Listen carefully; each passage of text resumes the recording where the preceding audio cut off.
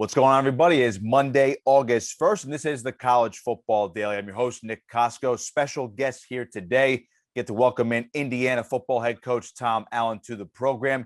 Indiana coming off a rough season in 2021, but things could be looking up in 2022 as they look to get back near the top of the Big Ten this coming fall. So I'm pleased to welcome in now head coach Tom Allen. Coach, first of all, pleasure to talk to you. I want to start out with that comment I just mentioned right there. It was a rough 2021 for you guys, but it just seems like 2022 might be very different for your crew. What is the biggest difference between last year's squad and now this one going into the fall? Well, we sure hope so. Last year was tough, and I think the thing that made it so difficult was it was the opposite of what we expected. So much anticipation, so much build up into the season with the guys we had coming back, and rightly so. Those guys had done a great job in 2019, and then had a historic season 2020. But it just didn't work out that way. And sometimes life doesn't go the way we expect it to, and I think the beauty of that is it's how you respond. That's the key. And that's what our guys have done. I think there's been a great response by our football team. A lot of key guys are still back, even from that played in 19, played in 20, experienced 21. And they're like, Coach, it's not going to happen again. And they came to me as soon as the season was over the very next day. And we sat down together and we talked about some things very, very open and honestly, and wanted to create some changes. But the bottom line is this, it's about, the passion and the fire and the just the intensity of the players and their buy-in and their belief and what they as a player-led team want to do. And I've seen that from day one since January. And so to me, that's the difference from a year ago. And not that we didn't have a bunch of great players last year and things just didn't go our way. A lot of injuries, a lot of things that, sometimes you can't control. But the bottom line is we made adjustments and we pressed on. I'm sure you've gotten this next question quite a bit at this point because based off of last year, not many are expecting Indiana to climb out of the basement or too far out of the basement in the loaded Big Ten East. As you well know, the Big Four, Ohio State, Michigan State, and Penn State, of course. But what do you say to those critics that's saying, you know what, Indiana maybe not ready to get out of the bottom in 2022? Well, that's not our expectation. We don't pay attention to that stuff. You can't. I mean, last year we were picked near the top and didn't work out that way, preseason top 20. But to me, it's how you perform each and every week. And that's all that matters. Our guys believe in what we're doing, and all we care about is what we believe. And that is really true. I mean, it's about having that chip on your shoulder and something to prove, but you got to have that edge about you. And to me, that's our way that's how we built this thing here at Indiana. That's how we're going to have a chance to compete at a high level. And as you mentioned, one of the toughest divisions in all of college football. I've coached in the SEC West, now the Big Ten East. I mean, I don't know of any other two that are any better or any tougher. So, but that's where we're at, and that's where we are every single day. And we embrace that, and we got to have that mindset. And so I'm excited for our team. But more importantly, it's what do they think and what do they believe? Speaking of the SEC, not necessarily the West, but you got a transfer quarterback in Connor Basilak coming over from Missouri. He comes into the program this year. What have you seen from him so far throughout spring camp and, of course, the summer going into the fall now? What are your expectations for Connor Basilak? Well, Connor came in here after being a 2-year starter at Missouri, threw for a whole bunch of yards in the SEC and did some great things there. So, yeah, just a lot of experience. And you've seen that. He's got a calmness to him, a very poised young man and all that he does. Doesn't get rattled, but has to perform, and has to earn the job. Right now, he and Jack are battling neck and neck. He came out of spring ball. I thought Connor did some really, really good things. He's learning a new system and learning a new team and being able to establish himself here. And he's been here, obviously, since January as a part of our team and into the summer. And so it's a very, very heated competition. But that's what I love. I love guys having to compete and having to show up every day and prove themselves and having to earn this thing. And that's what he's going to have to do. But he brings a very, very talented arm with him. And it's now about making great decisions in our system. Because to me, it's about protecting that. That hurt us last year. We had a lot of offensive turnovers that cost us, whether it was not ball security with the run game or not protected in the pass game. And you can't win games doing that. It didn't create enough takeaways defensively. So quarterback's a big part of that. He touches that ball every single snap. And we expect Connor and Jack, whoever's going to be our starting quarterback, to do a great job of that. So speaking of Jack Tuttle, you sang his praises actually out in Indianapolis during Big Ten Media Days. And I also noticed that Donovan McCulley has now been switched over to wide receiver. So a bit of a two-parter right here. I mean, what do you like about Jack Tuttle going into 2022, and what's the expectation for Donovan going over to wide receiver this season? Yeah, first of all, with Jack, I love his passion. Man, what a first-class young man. He's such a high-character guy. He works so hard, and he has busted his absolute tail this whole offseason. So I'm excited for him.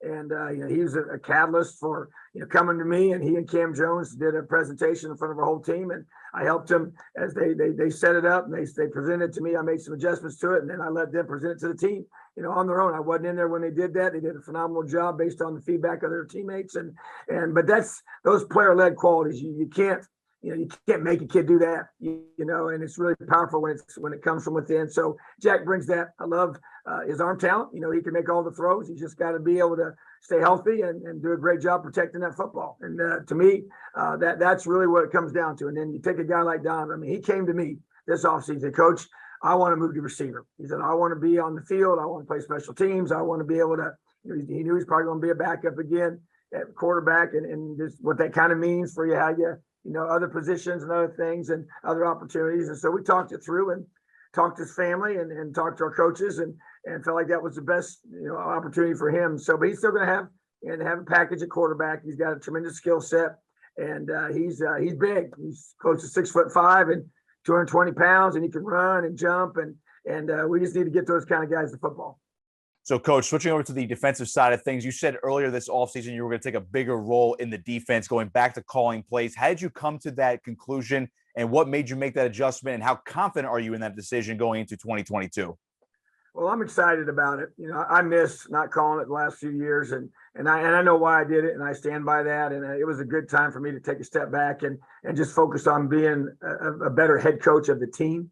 And both sides of the ball, special teams, with relationships with our guys. And so I feel like now we've got going into year 6. I got a really good rhythm for the head coaching piece and what we're doing, how we're doing it. Got a great associate head coach, assistant head coach to take care of those things. And Mike Doyle helps me with a lot of it, administrative responsibilities that I have as the head coach. And so I just felt like that we got away from some things that I really love seeing us do and didn't play to the standard that we have defensively.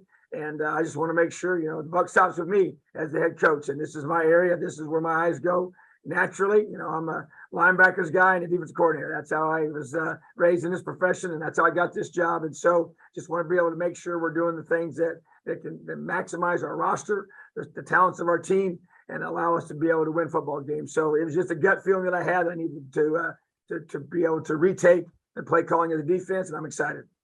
I can really feel your passion for that side of the football, and of course your team as a whole, which leads me to my next question, which is, a lot of the coaches at Big Ten Media Days were actually asked about you because, of course, you guys play the entire Big Ten East. You have some noteworthy crossover games this year as well. But a lot of those coaches were asked about what they thought of you as a head coach, and they pretty much sung your praises. So I was curious about what you actually thought about that. Guys like Ryan Day, guys like Greg Schiano, other guys like that.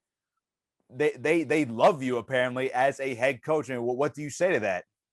Well, I appreciate it. You just want to be respected. You fight your tail off to build a program, and this is my home. This place means the world to me. It's been a tough job in the past. I know the history. I was born and raised here, and I understand it. My dad was a high school coach in this state for 30 years plus, and so just to be able to be in an environment where you're the head coach of a Big Ten team in your home state that bears the name of your home state. It's a lot, and I appreciate it, and I appreciate those words. I really haven't paid much attention to that, but I just, everybody wants to be respected for what you do, and I have a ton of respect for this league and these coaches. Every head coach in this league has put their time in and does a great job running their programs, and it's a lot of responsibility. I get that, but I tell you what, we're all blessed. We've been put in a great position to impact and influence and have a great opportunity to represent our universities. So I don't know if you came across this, but this was also said at Big Ten Media Days. Maryland quarterback Taulia Tagovailoa said a Big Ten championship is the expectation for the Terrapins, and anything short of that would not be a success. So I was curious if any of your guys have thought that, or if they said that, what would your reaction to that? Because it seemed like it was all positive reaction, at least around Tagovailoa, his teammates and his coaches. They seem to embrace that type of mentality. So I was curious as to what you would say if your players came out and said that in front of the media or just said that in a public setting. Well, that's the vision of our program. And I said it last year when I was asked about it, and I would have said it this year if I was asked about it, because is pretty clear. We have a simple, clear goal, and that's to win the Big Ten and do it in a way that honors those that put us all here as players and coaches. And I respect that from him, and that's what he should be, shooting after. And there's no difference for us either. The bottom line is that you don't train your whole off season, you don't train your whole life to be in a position to be runner up. You don't train to be, hey, I want to finish third, man. My goal is to be in the middle of the pack. That's not how we're wired. It's not how you think. I get it. Only one team can be at the very top, and we play a lot of great football teams. The whole conference, East and West, is loaded with great players, great coaches, great teams. So, well, we're all shooting for that. And at this time of year, I think it's everybody's goal is, right? And but it's, it's one day at a time. And then when the season begins, 1 week at a time as you prepare. And right now our focus is on Illinois. So with Illinois as the opener, now I'm going to make you jump ahead once more. Just one last time. Last one here for me, Coach.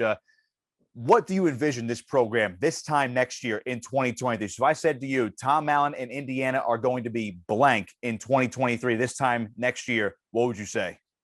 Reloading. We got some guys on this team that have been here for several years. I expect us to have a great football season. Then we're going to be talking about guys coming in and taking those guys' places and reloading and reestablishing, what they had set as the standard. And that's why a lot of those guys chose to come back for their fifth year. Some guys could have gone pro. Guys like Tywan Mullen and Cam Jones and Devon Matthews and Matt Bedford, those guys chose to come back and play a final year here. And I respect that about it because they know that last year wasn't the standard that we'd set in 2019, 2020. So to me, that's what about this program is. But it's a build. We're building. And that's our word for this year because it's not always this. It's not an incline that just never has. Sometimes you go across, sometimes you go back down, then you come back up. And as you build a program that has sustainability, it's going to be able to be at a high level consistently over time. Indiana Hoosiers head coach Tom Allen joining me on the College Football Daily. Coach, really appreciate the time as always. Good luck this season. Looking forward to seeing a highly competitive team on the field this fall. Thanks, Nick. Appreciate you. And Coach Tom Allen of Indiana joining me once again on the College Football Daily. It's going to be an exciting season for the Big Ten in 2022. See what the Hoosiers are made of. Got a lot of talent on that squad on both sides of the football. That's going to do it for me. Make sure to follow me on Twitter at Nick Kosko 59. Be sure to follow 24/7 Sports on Twitter at 24/7 Sports. Be sure to like, share, and subscribe to our new YouTube channel as well. That'll do it for me. You have been watching and listening to the College Football Daily on 24/7 Sports.